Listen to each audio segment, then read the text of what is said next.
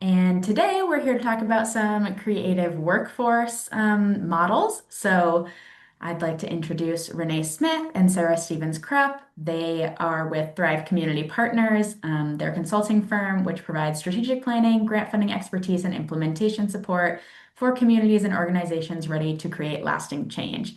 So, with that being said, I will toss it over to you guys. Okay, I'm going to work here to share my screen and we can get started. Let me.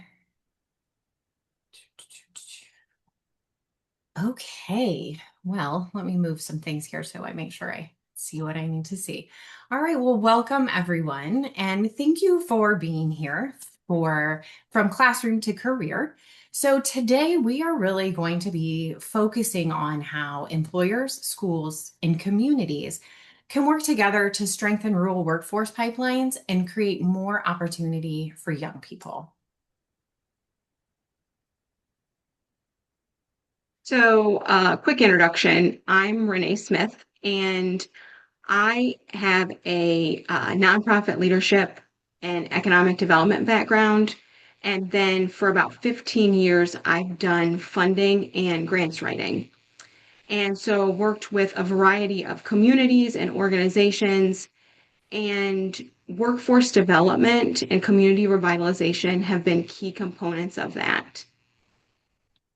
And so my background is really in chamber leadership and small business development, as well as economic development. I've spent much of my career working directly with entrepreneurs and local leaders in organizations trying to figure out how to turn good ideas into sustainable momentum.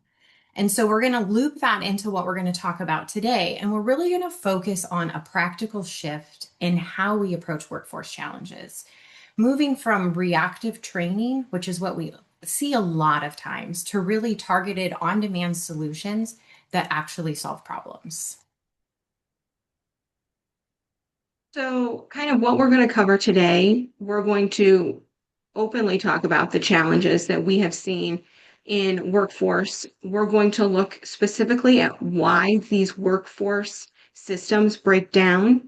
Then we're going to move into a three-pillar framework that we have seen be very successful, and it is very repeatable. Anyone can do it. We're going to provide a case study, a project that Sarah and I worked on for years, the Fostoria Learning Center. And then we're going to share a few tools that communities can use tomorrow. And then we're going to connect it all and hopefully give you some key takeaways that you can implement ASAP. So the big idea here is it's fairly simple. All of our communities have opportunities around workforce, but the system around it is typically very fragmented. The rural communities, especially, oftentimes people think that it's a lack of jobs. Sometimes that can play into it, but it's often a lack of connectivity between employers, schools, and the broader community. That fragmentation makes it harder for young people to see that there are local opportunities in their own backyard. And so when we talk about what we do today, it's going to hopefully help entities build a dependable talent pipeline to help with that fragmentation. When we look at schools and employers and the community, the three entities are usually somewhat fragmented and siloed. Schools are typically working in isolation. Their goal is to get the kids the education that they need. They're not necessarily talking to employers. Employers are focused on trying to solve their own hiring challenges. Where are we going to find these individuals to backfill the positions that we have? And then the community, um, oftentimes we see it every day. Communities don't often know what they have in their own backyard. They can drive by a facility and not know what happens in that building. And so the question is, what can change when you bring all three of those pieces together intentionally? So I guess from those of you that are here, I'm curious, and you can unmute yourself or you can put it in the chat. But what is the biggest gap in your community? Is it employer engagement? Is it early career awareness? Is it lack of community pride in local opportunities? What do you consider your biggest barrier where you are today?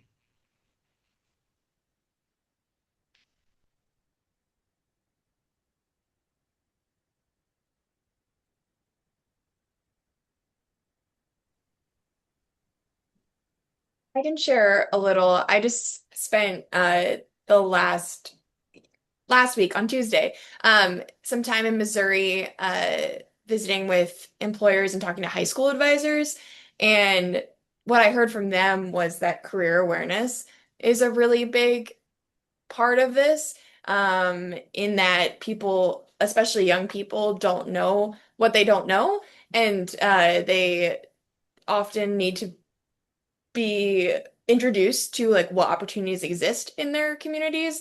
And I mean, I think a lot of people on this call can probably relate. Like, you probably got into the fields you got into because like you knew someone who did that job, or maybe you had a parent or a family member or a friend that introduced you to somehow to that field. And so that was kind of what I was hearing from some of the folks in Missouri. And I work as a reporter covering higher education and workforce, so that's the perspective I'm coming from. Mhm. We hear that a lot, um, Mhm. just across the board. I don't care what size your community is, that is a very common challenge. I see somebody put affordable housing for young people to Yeah. stay and work.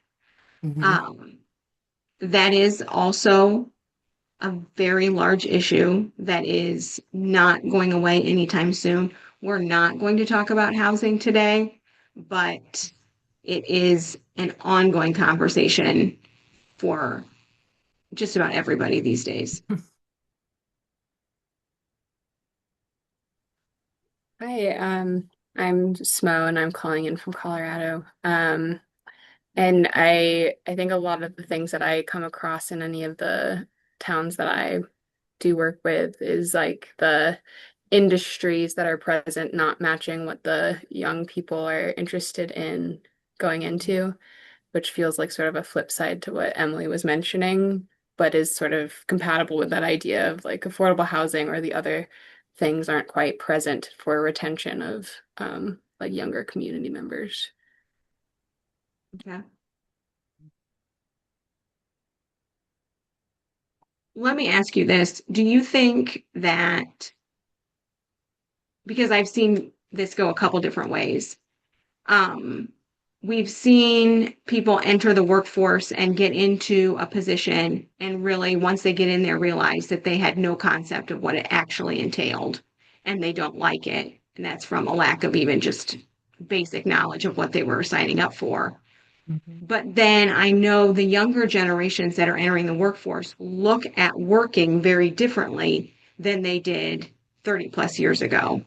And a lot of industry has not upgraded to the level that the new generation feels that they should have. Are you seeing both sides of that? One side, something different?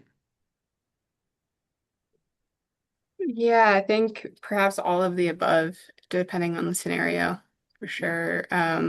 Sometimes it's things like towns that are just really tourism oriented economies and just people not wanting to have that be the confining realm of work that they have available, or it could be extractive industries and there's a generation of people who are trying to not go into that type of um, realm of labor and or just to have different values.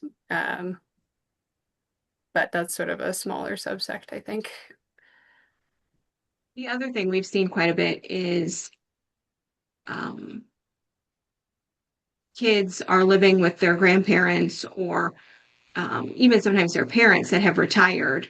And the parents and the grandparents have a mindset of this is what manufacturing looked like when I did it, or this is what a factory looked like when I did it, and haven't actually been in a facility like that in how many years. And it's changed so much that the kids don't get a realistic picture of what it is like to work in that industry today. But we can go on and on about this. Sarah, please proceed. Okay, we'll keep going. And we'll touch on a lot of different pieces that kind of relate to that throughout our time today. So when we really look at kind of that traditional approach and why they fall short, it's not because people aren't trying. It's because really when we look at the whole system itself, it's so fragmented. So what we're really looking at here, it's not just a skills gap, but it's really a systems gap. And that shows up when we look at communities because there's silos, there's timing problems, and there's narrative problems. So we're going to tackle each of those. So first, let's really look at the silos problem. When we look at schools, they're teaching general skills. And then when we jump to employers, they're hiring for specific needs. And then when we look at communities, they're celebrating individual success without actually connecting that to local career pathways. So then second, when we look at the timing problem, we already kind of touched on this. This has already come out that career awareness often happens too late. Because by the time kids hit high school, they've already formed ideas about what's available to them. And that's where that early exposure can be so transformational because it changes what they believe is possible before their mindset is very fixed and settled in what they believe is possible. Next is the pride problem. And this is also really important because when we look at many rural communities, the dominant story and that dominant narrative is there's nothing here. And then there's the story that continues where you have to leave to be successful. And when that story becomes the default, it really shapes those choices and expectations and whether young people feel like they actually belong in the local economy. And so fragmentation really means missed opportunity where intentional alignment can change the whole system. So, this is where the three-pillar framework kind of comes into play because oftentimes we treat workforce development as like a one-time event or one program. I have heard so many people say, well, we do 2 job fairs a year. We're doing workforce development. And instead, we really need people to think of it more as a connected model with these 3 parts. And those parts are employer partnerships, early career awareness, and community pride, which Sarah touched on all 3 of those. And each pillar supports the others. So employers provide real pathways to jobs, aka money. Schools connect learning to relevance and hopefully, if done well, are preparing these students to enter said workforce. And then your local community is really telling these kids through their messaging and their actions, is a local opportunity worth it for them? Is it worth investing in their own hometown? So when students can see themselves in a local future, they're more likely to stay engaged, explore options, and imagine a path forward in their own community. You know, they say that you need to have 7 touch points with someone to leave even a small impact. And I think we can see this in some of the examples that we're going to show. So when we look at the first pillar, employer partnerships, this is more than just hiring. Employers should be co-designers of any workforce pipeline that you're developing. Your employer should have a seat at every table. That means regular touch points with schools, whether that be through facility tours, internships, mentorships, and helping to really solidify what success looks like as far as training and verbalizing to the educators what is actually needed in the jobs that they are hiring for. The second pillar is, I think this is one of the most important ones. I'm not going to lie. It's the early career awareness. Oftentimes, kids in middle school do a career class, and then you really start talking about next steps when they get into high school. And it actually starts much earlier than that. Exposure should begin in elementary school. And we know some communities that are actually starting it to a certain degree in preschool. The goal is to demystify careers by showing students what jobs actually look like, how people get there, and why those roles matter in their local economy. And then the third one is this community pride and kind of shifting the narrative. And that's really about changing the story people hear about where they live. Instead of reinforcing the idea that success only happens somewhere else, communities can elevate local success stories. They can involve families, businesses, media, make those local opportunities visible and attach value to them. These three pieces are not separate strategies. They work together as a system if done correctly. Employers provide pathways, schools teach with relevance, and the community amplifies that narrative. The goal is not to keep everyone in one place, it's to give people a real choice and a reason to choose their home community. That's the ultimate goal. So now let's kind of see through a case study. Let's look at this in practice. And our case study is the Fostoria Learning Center. And this is where intentional partnership can really become visible at scale. So in Fostoria, Ohio, which is a community that sits in 3 different counties in the state of Ohio and is not the county seat of any of them. So this is a community that there were a lot of gaps in services. And in this community, employers in manufacturing, healthcare, and logistics were struggling to find skilled workers. But the training system that was available to them was very scattered and it was very disconnected. So as a community, the vision was to create a one-stop workforce hub where training was directly informed by employer needs, and it was actually aligned to real jobs. So what made this model work is that employers were at the table from the very beginning. They weren't brought in after decisions were made. They helped to actually define the skills, the pathways, and the employment outcomes. So every training was job focused and had identified pathways. And so it's also important when you look at these trainings, they were focused on short-term credentials. They didn't tuck neatly into the traditional higher ed semester or degree programs. While some of these could be feeders to those degree programs, that's not how these were designed. They were flexible and they were very attainable, and they created pathways for both students and adult learners. And that's the kind of alignment that really helped to ensure that training leads to real opportunities, and it wasn't just activity. It wasn't just training for training's sake.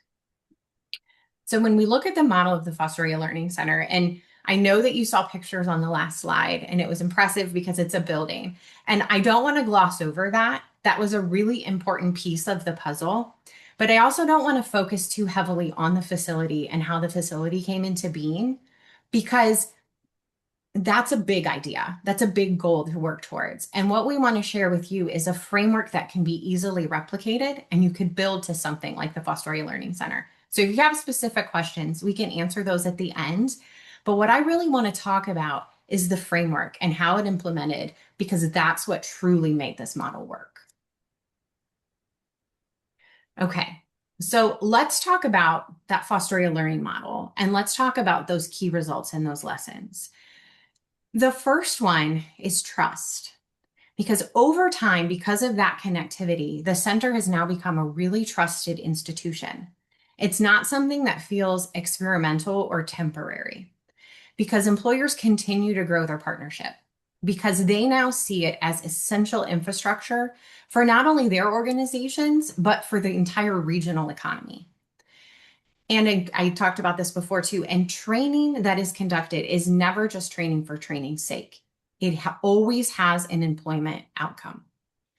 And that alignment creates accountability, because if students and learners aren't finding jobs after the training, employers come in and they help fix the training model, because everything has a meaningful pathway. And what made this work? Local leadership.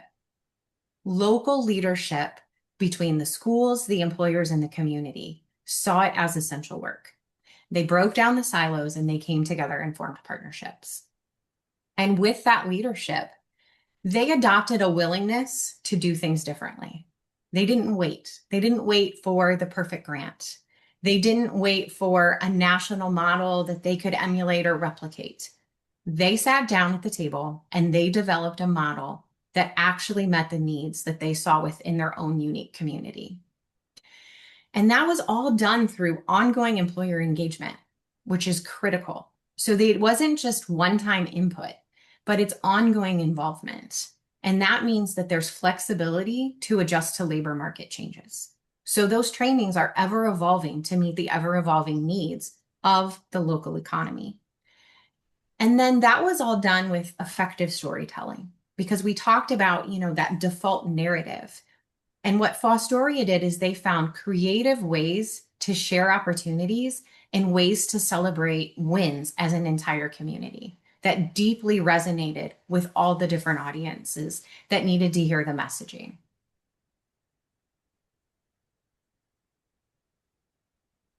So I feel like I need to be just completely transparent here. The Fostoria Learning Center, um, I worked in Fostoria, as did Sarah. And my second day on the job as a part-time employee, this concept was thrown out there. And I have to be honest with you, the community did not buy into it at first. And it took years to get it where it is. And when you look and the evolution of what we thought it was going to be, it pivoted so many times. But at the end, it was all worth it. But projects like that are never easy. They never go the path that you think they're going to. And when you have all these different people at the table, you're going to have naysayers. For a very long time, that whole project was the bane of my existence. Now, I love it, but it Now took me she a while to get celebrates there. it. Mhm, it did. But to Sarah's point, we had to do so many different pieces and parts to make the Learning Center viable and show that it could work in a community that had one of the highest poverty rates in the state, that did not really believe in higher education or workforce development for that matter. And so now we're going to talk about some practical tools and strategies that anybody can do at really little to no effort and cost to try and assist in your workforce development initiatives. So, a couple things that we did right off the bat. We, from a storytelling and a visual perspective, did what we call workforce cards. And there is a sample sitting there, but we ask local companies to participate at no cost to them. And they look like baseball cards. They were packaged like baseball cards. And the front shows a local person wearing a local business's attire. It talks about their career. And then on the back, it talks about in like one paragraph what you do in this job, how much you could make, and what kind of training you would need to go into that field. We made sure that all of the people that were displayed on the cards lived in the community. So the kids that saw the cards could go to the local grocery store or go to the park and see somebody and think, oh, I know them. I saw them here or on this. And we had 30 businesses participate. And these cards ended up in preschool classrooms. They had them laminated and they were using them for preschool classrooms to career classes and beyond. Then the school took it and used it on just a rotating screen in the district so people could see. I know there were people that worked at some of the companies that had little kids ask them for their autographs. It was wildly popular. And then another component that we did called Riding Around with Renee. Yes, I am that Renee. These are on YouTube, and We found in talking to people in the community, kind of as we discussed earlier, kids didn't know, well, who's running this company? What do they do there? How do I find a job there? So we took a vehicle and we put GoPros in the windows. And I would drive around the community with a business leader. And we would have a conversation about, tell me about where you work. How did you get there? If somebody's interested in working there. And then we always made sure we ask, you know, I'll give you an example. Manel Milling was in this community. And okay, Manel Milling, they do, flour and wheat. What kids found out that all the product that goes to Dunkin' Donuts comes from Manel Milling. So then suddenly kids that like donuts, oh my gosh, they can relate to this. Different things like that. And they're seeing me, somebody they see on a regular basis, having just a casual conversation with the leader of a business that's in their community. And it really personalized that for a lot of kids. All of these videos were also shown in career classes, and Mhm. literally it was driving around talking to someone with a GoPro. Very cost And effective. I and I felt think really it's stupid, but it worked. But I think it's also important to note that these were designed for students within the school system, but they were publicly accessible on YouTube. We had them on our website, and then they were shared on social media. But it was amazing the views that we got outside of school age children. So it had a much deeper impact and a much wider reach than we had initially intended, which the benefit was excellent because it educated people that had lived in the community for 30 years and had no idea what the businesses did in their backyard. So it really went further than what the intent was, but it was extremely positive.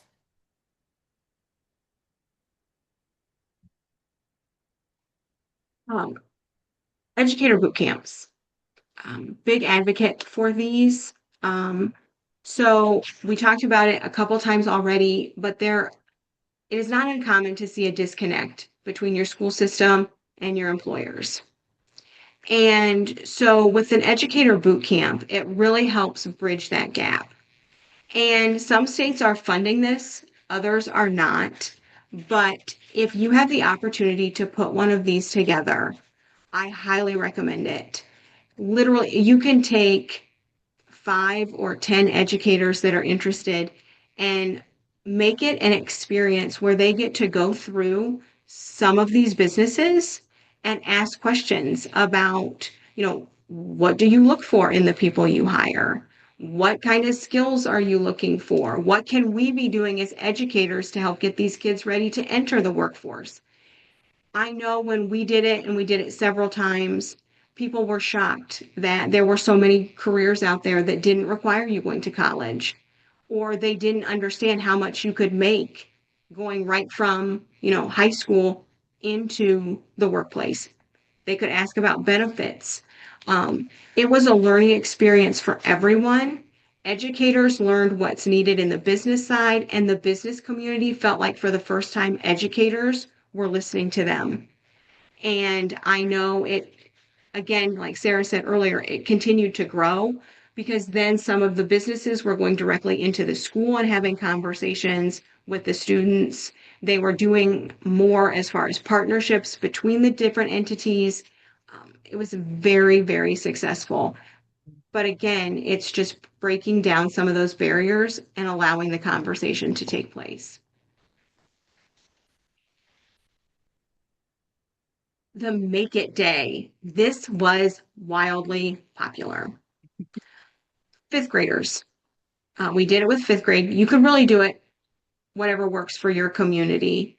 But we asked local employers for half a day's time, and they set up stations in a facility, and all the fifth graders came in groups, and they had about 12 minutes at each station. And we asked each employer to do a hands-on activity.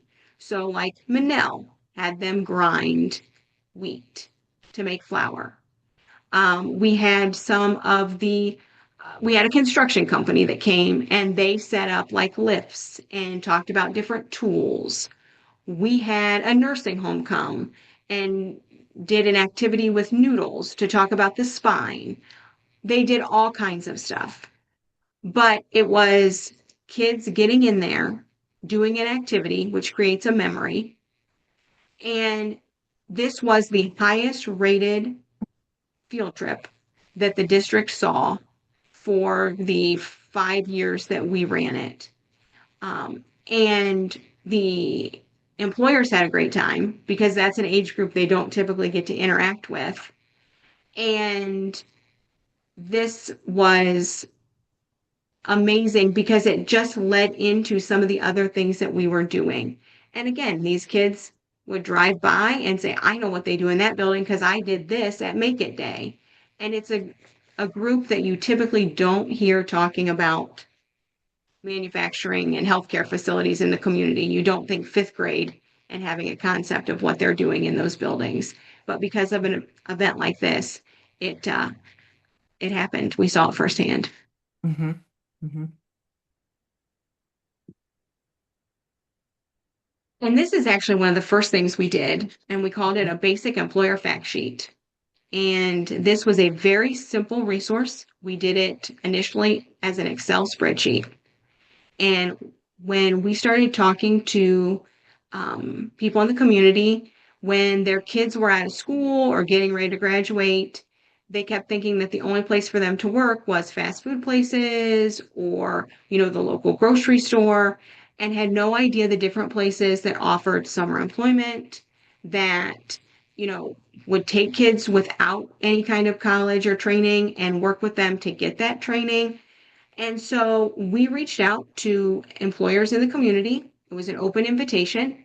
We asked them, I think it was 7 questions. One of them was to provide their logo, what they did, what was their starting salary, hourly wage, did they offer tuition assistance, minimum age that they would hire, would they do part-time, they had social media, and a link to apply. We put this together in one document and we sent it to the local school district through the career counselor to put out for kids. Really, it started as summer employment. Within 3 years, all the surrounding school districts were asking for copies of it. And the list went from the initial probably 8 employers that agreed to participate to, I think we were up to 3 or 4 pages, because it wasn't just necessarily the ones in the community. They were now growing outside the initial community because some of the other districts were asking for it. And again, we thought we would put this together and it would go to the school, so it would go to the students.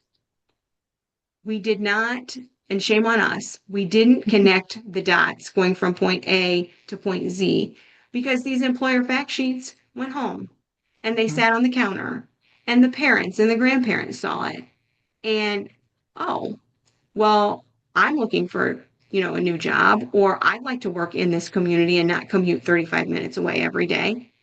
And so we ended up educating multiple generations through, literally in this case, an Excel spreadsheet. And it was sending some emails and putting a document together and then emailing it to the districts. So again, none of what we are talking about here is life altering.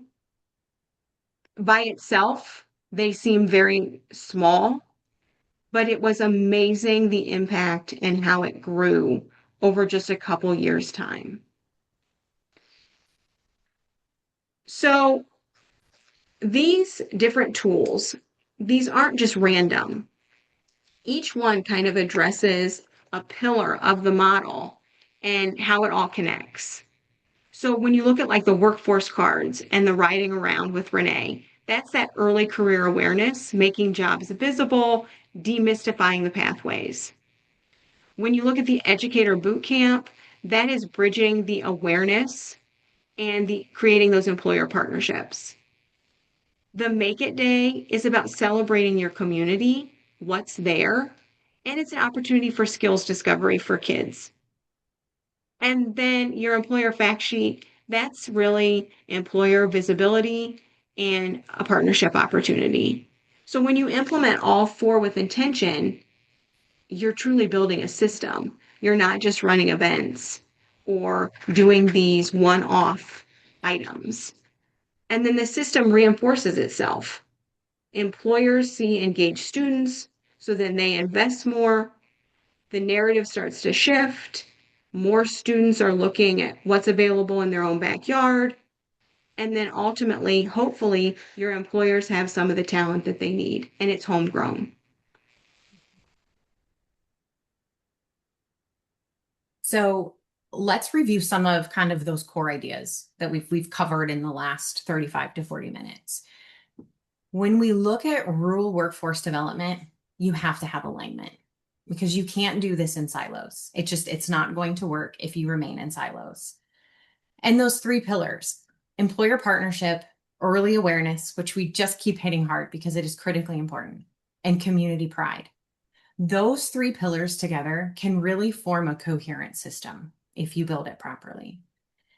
And it's important to remember, I think, with workforce development, but kind of with any gap you're looking to fill in your community, you don't need permission and you don't need a massive grant to get started. Pick one thing, pick one tool, one relationship, one event, and just get started because you have to start somewhere. And really, when you look at this and you boil it down, it's about narrative. Because that narrative from you have to leave to here's where you belong, that shift in messaging matters. And you can step in and you can start to control that narrative. So when we look at this, we encourage you to take some next steps. So what could those next steps be? The first one, audit the three pillars in your own community. What's strong? What's missing? Where's that biggest gap that you can identify? Maybe it's identifying 2 to 3 employers who could really be true partners, not just presenters, but true partners. And then just go have a conversation. Pick one tool to pilot. Maybe you start with an educator boot camp, or maybe it's a make it day. Design it for your context. Fill the gap in your community. So when you've had that audit, you identify that gap. What's one of those tools that you can just pilot? And Renee and I have piloted a lot of different programs over the years. Not all of them work, but we learned essential things from each and every pilot that we tried. And you just continue to refine. And, she gave the example of the Fostoria Learning Center. It's not today what it was when it started, but it evolved because it met critical needs and it was developed to do that. So it's the same when you pilot something. It's a constant refinement, but just get started. And then finally, you have to tell the story. You have to tell the story. And I kind of laugh when I tell this because Renee and I are doers. So we weren't great at telling the story. So we had to make sure we brought people to the table that were great storytellers and could push us outside our comfort zone, like YouTube with riding around with Renee. But you have to celebrate those small wins. Whether it's a student who discovered a passion, maybe it's an employer who was amazed by student interest. And we saw that across the board at Make It Day. Kids that were excited about what the employers were doing, and they left energized and reinterested and reignited in what they do. Or maybe it's a family conversation that shifted because of visible opportunities that they didn't see before. And so that's just kind of a framework that we hope you can look at and you can apply, and some tools that could help you get started to just start to fill some of those gaps right where you are in your community. And so now we just want to take the opportunity. We wanted to build in time to have a question and answer format. So what we would love to hear now is what resonates? Where do you maybe want to go deeper? What are your barriers? We want this to be practical and applicable to where you are. So we will open it up for questions.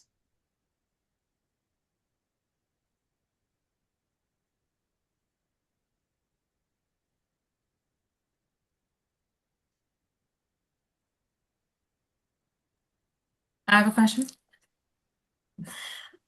So I'm just wondering, a lot of the starting salaries are like $16 an hour. It's tricky, right?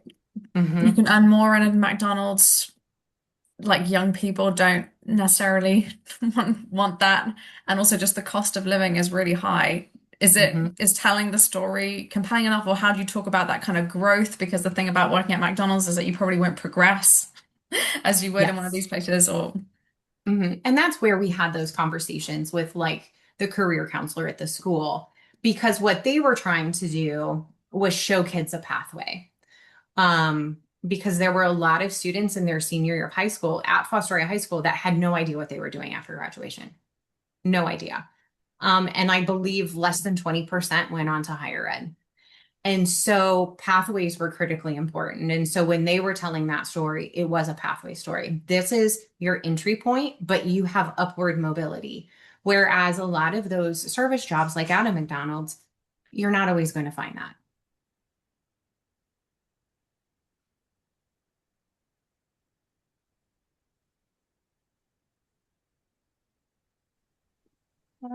I have a question about, oh, sorry, was someone else gonna go? Okay. I have a question about how you would what you would recommend in a scenario where there's like a town that's really like historically reliant on one main industry, but the it's a bit of a volatile one that may not be present much longer despite being historically the like anchor industry. How would you approach that scenario? That's I an guess, excellent question. And mhm. I'll let you go first and then I'll jump in because we'll probably have different answers. Well, I guess one of my questions to you first is if it's questionable if this industry will remain, have there been steps taken to identify how that will be backfilled if that industry is no longer there or that? No, Okay. that's interesting. Hmm. Um, that's tricky. And I don't know what your role is in the community that we're talking about. Um, but we came across it a few times. In our community, there were some businesses that we would not personally recommend people go into, whether it be for safety purposes or, different things of that nature. But at the same time, if you're, it's a fairness component. If you're opening up an opportunity for your local businesses and you're going to exclude one, you better have a really good reason that you can back that up.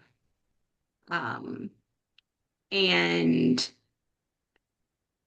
most of the time, we ended up kind of letting everybody participate. Um, it's tricky.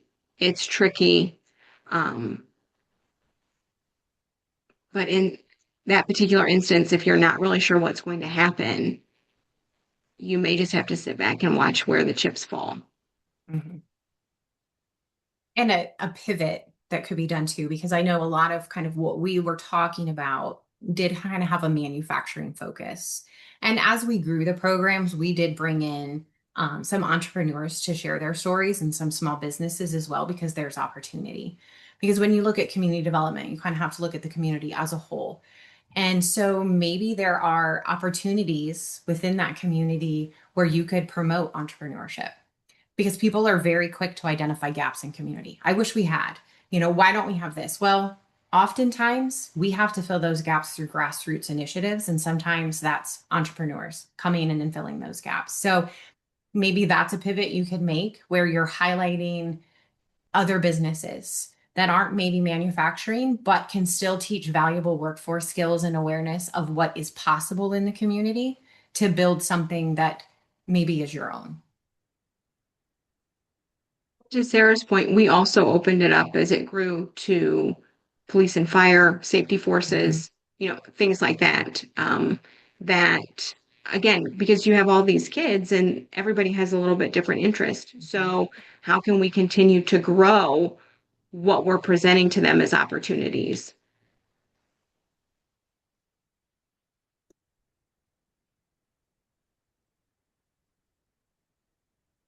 Any other questions?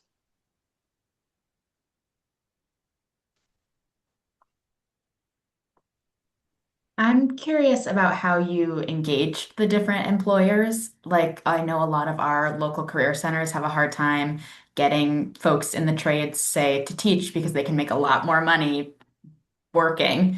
Like, was there any pushback, and how did you handle different folks getting involved?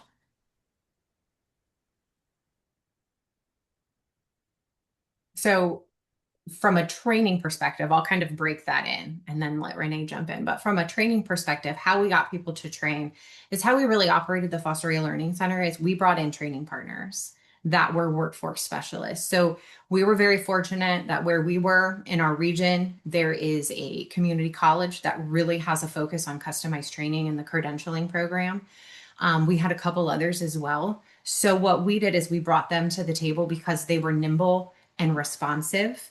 And so as the employers addressed what they needed, they were able to customize that curriculum to develop those pathways and then educate the school system as well. So that's how we addressed that piece of it. Um, I lost the other part of the question. I'm really sorry, Lily. No, that's helpful. I just mean, I Okay. guess, like folks who are really in the work and aren't as Yeah. maybe community minded, how like to get them on board. And I think really the impetus to get some of the employers involved because they were struggling. They were struggling to there was no pipeline. So they were struggling to get talent.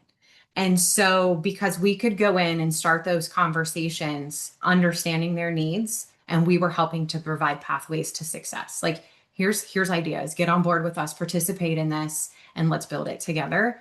Um, because when the pain points are personal, they're much more likely to come to the table and get involved.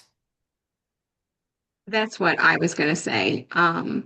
We, human nature, when you ask somebody to do something or you try something new, people, our automatic thought, whether we say it out loud or not, is, how does this impact me? How do I benefit from this?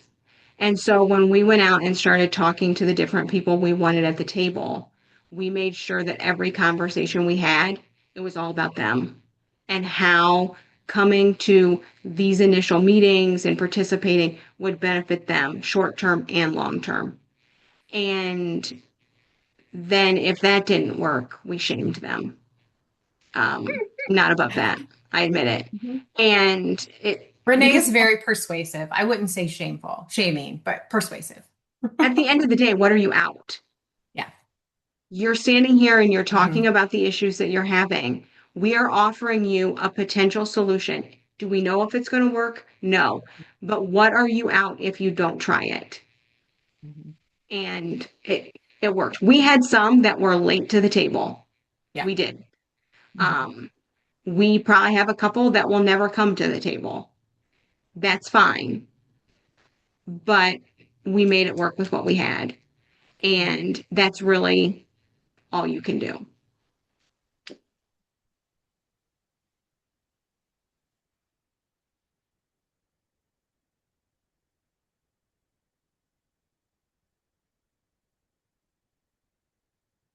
All right. Well, Mhm. I will just say thank you all for your time today. And I hope that if nothing else, you picked up a couple things that you think you can use in one capacity or another. Um, and, our contact information, do not ever hesitate to reach out to us via email or text or phone. We are always happy to provide any information we can. And some of this stuff I know we still have templates for. Happy to share those as well. And in your chat, you're going to see there'll be a link. And the bottom link in there, it's called Classroom to Career Tools in Action. And if you go to that, it's a one pager. It kind of highlights and provides links to additional resources on a lot of the programs and tools that we talked about today. And then because as Renee said, that employer fact sheet, it started as an Excel document. So what we have in there is a linked Excel template. It's very simple and it has some blanks filled in for you that you can customize for your community. But like we said, just get started. Find that one thing and just get started.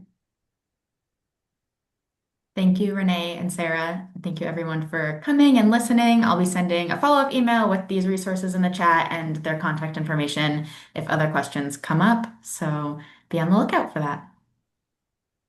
All right. Have a Thank good you all. afternoon, Thank everyone. you. Thank you so much. Bye.